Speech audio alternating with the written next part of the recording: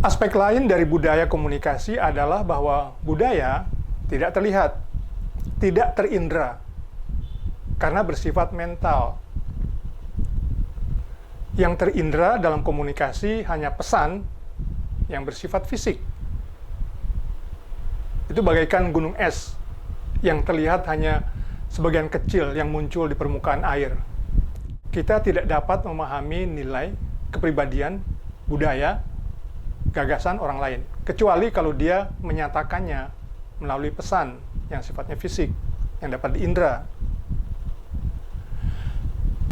Adanya budaya biasanya lebih terasa bila ada pelanggaran konvensi budaya atau norma atau ekspektasi. Misalnya ada dosen yang secara tidak lumrah mengenakan sendal jepit masuk ruang kuliah. Sekalipun itu karena kakinya sakit. Ya, wah, ini aneh ini. Budaya kita, norma kita pakai sepatu. Gitu ya. Yang lain adalah kontak lintas budaya. Jadi keberadaan budaya bisa dipahami ketika kita melakukan kontak lintas budaya. Misalnya, kontak pertama seseorang berbudaya konteks rendah dengan orang lain yang berbudaya konteks tinggi. Nah, dia akan merasa aneh. Kok beda? Yang lainnya, budaya bisa dirasakan, ya, diketahui, disadari melalui analisis ilmiah. Misalnya studi antropologi untuk memahami pembagian kerja antara pria dan wanita pada suku terasing tertentu. Mereka membagi tugas dengan cara yang berbeda antara pria dan wanita. Baru kita tahu bahwa ada perbedaan budaya. Aspek lain lagi adalah subjektivitas budaya. Seperti telah dibahas di sesi 7 dan 8, budaya bersifat subjektif dan unik, bergantung pada lingkungan sosial dan alam suatu kelompok. Karena itu, budaya bisa sangat beragam. Tetapi Thomas Donaldson melihat ada beberapa kesamaan nilai-nilai utama berbagai budaya, yakni penghargaan pada martabat dan hak asasi manusia, serta kewargaan yang baik. Apa yang dilihat Donaldson itu berhubungan dengan yang kita sebut sebagai nurani di sesi 10. Dengan meninjau pembahasan kita di beberapa sesi terdahulu, khususnya sesi 7 dan sesi 8, mudah dipahami bahwa budaya bersifat dinamis, selalu berubah, karena lingkungan manusia selalu berubah. Perubahan budaya itu sendiri juga terjadi melalui komunikasi. Artinya, komunikasi dan budaya adalah dua hal yang saling memengaruhi. Dan yang menjadi agen perubahan budaya adalah setiap anggota masyarakat, termasuk kita. Anda bisa lihat lagi di sesi 14.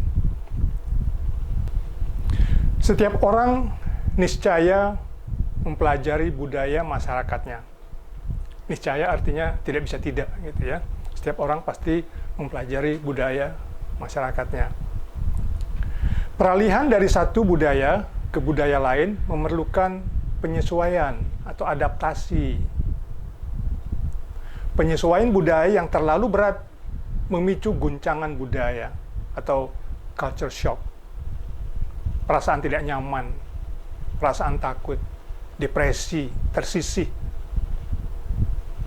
kesepian, ingin kembali ke budaya lamanya. Seperti itu ya. Ada beberapa tahapan adaptasi budaya. Yang pertama disebut bulan madu, honeymoon. Nah, ya.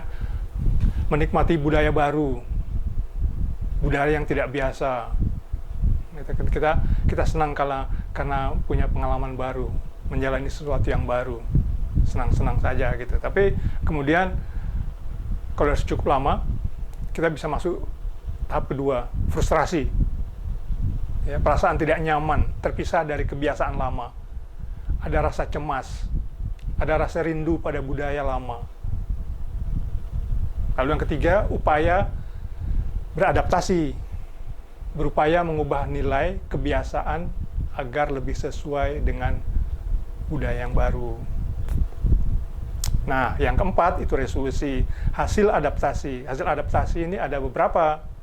Yang pertama itu ada keseimbangan baru yang nyaman, orang bisa beradaptasi dengan baik, ya, dengan sempurna, sehingga dia melupakan budaya yang lama dan dia sudah sangat beradaptasi, menyesuaikan diri, ya, dengan budaya yang baru. Jadi adaptasi berhasil secara penuh.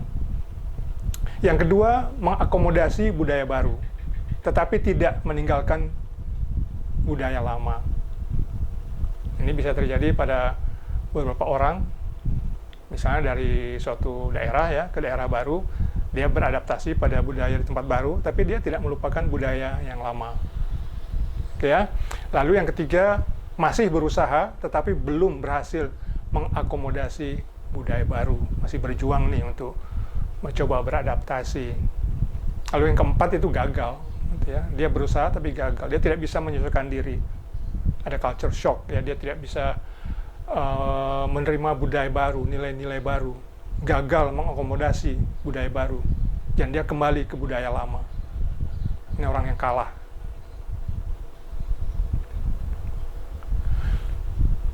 Budaya yang berbeda dapat memunculkan gagasan dan atau pesan komunikasi yang berbeda. Dan hal itu sangat wajar. Ya, kita pernah bahas ini nih. Ini wajar saja kalau orang dari budaya yang berbeda itu punya gagasan yang berbeda, punya pesan yang berbeda, punya lambang-lambang yang berbeda, ya, punya kata-kata yang berbeda. Wajar saja. Tetapi budaya yang berbeda tentu juga punya kesamaan-kesamaan. Manusia, ya, manusia selalu punya dari ujung bumi yang satu ke ujung bumi yang lain. Berbeda, tapi pasti ada kesamaan. Ya. Secara internal, di setiap budaya juga ada keragaman nilai. Karena itu, sebaiknya kita tidak mudah membuat stereotip. Jadi misalnya orang Jawa tidak semuanya halus, misalnya gitu, ya. Tidak semua orang Papua ini begini begitu, ya. Tidak ada keragaman di setiap budaya, ada sub budaya, ada kepribadian perorangan. Jadi sebaiknya kita tidak mudah membuat stereotyping, tidak membuat stereotip dengan mudah, ya. Setiap budaya tidak menyukai pesan-pesan tertentu. Ada orang yang tidak suka, ada budaya yang tidak suka kalau kita bicara kasar, misalnya gitu kan, halus, ya. Menunjuk pun, ya, dengan jari, kalau Anda menunjuk dengan telunjuk begini dianggap aneh, dianggap kasar, gitu. Ada yang bahkan tidak dengan ibu jari, tidak begini tapi begini, ya, menunjuk begini, ya. Karena kalau ada yang menonjol keluarnya dianggap tidak sopan. Ya. Tetapi juga ada budaya yang tidak menyukai sikap yang terlalu halus. Ya, kita perlu menyesuaikan diri. Oke? Guncangan budaya dapat dihindarkan dengan mempelajari budaya-budaya lain. Ya, baik.